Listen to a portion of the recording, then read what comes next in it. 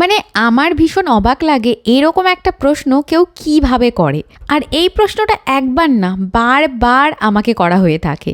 আর প্রশ্নটা হলো এটা যে অঙ্কুশ আর তানির মধ্যে আমি কাকে বেশি ভালোবাসি। কি করে বলো তো এই কঠিন প্রশ্নটার উত্তর আমি দিই। অঙ্কুশ হলো আমাদের প্রথম সন্তান, আর প্রথম সন্তান বাবা মায়ের কাছে কতটা স্পেশাল সেটা যারা বাবা মা হয়েছে তারা আশা করি বুঝবে।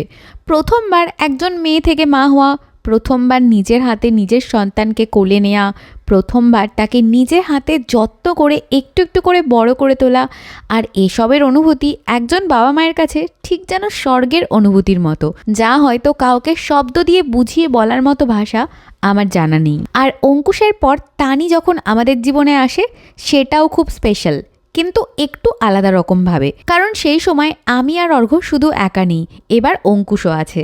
আমাদের তিনজনের জীবনে তানির আগমন যেন সব কিছু বদলে দিল। আমাদের সাথে অঙ্কুশও যেন তানিকে নিজের বেবির মতো দেখাশোনা করে সবসময় আগলে রাখে। আর তার ওপর আবার একটা ছেলের পর একটা মেয়ে, মানে আর কি চাই বলো তো জীবনে।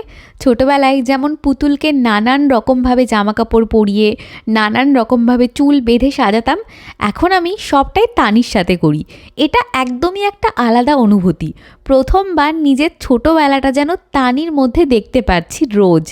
মা মেয়ের সম্পর্ক দারুণ সুন্দর একটা সম্পর্ক, কিন্তু তাই বলে অঙ্কুশের গুরুত্ব কিন্তু কোনো অংশেই কমে যায় না। সত্যি বলছি, একজন মেয়ের মা আর একজন ছেলের মা দুটো জীবনই দুরকমভাবে ভীষণই সুন্দর। কারোর সাথে কারোর তুলনা করা যায় না। কাউকে কম বা বেশি ভালোবাসার কোনো জায়গাই নেই। একজন যদি আমার হৃৎপিণ্ড হয় তাহলে আরেকজন আমার ফুসফুস। এবার তোমরাই বলো, হৃৎপিণ্ড বা ফুসফুস কোনোটা ছাড়াই কি বাঁচা যায়?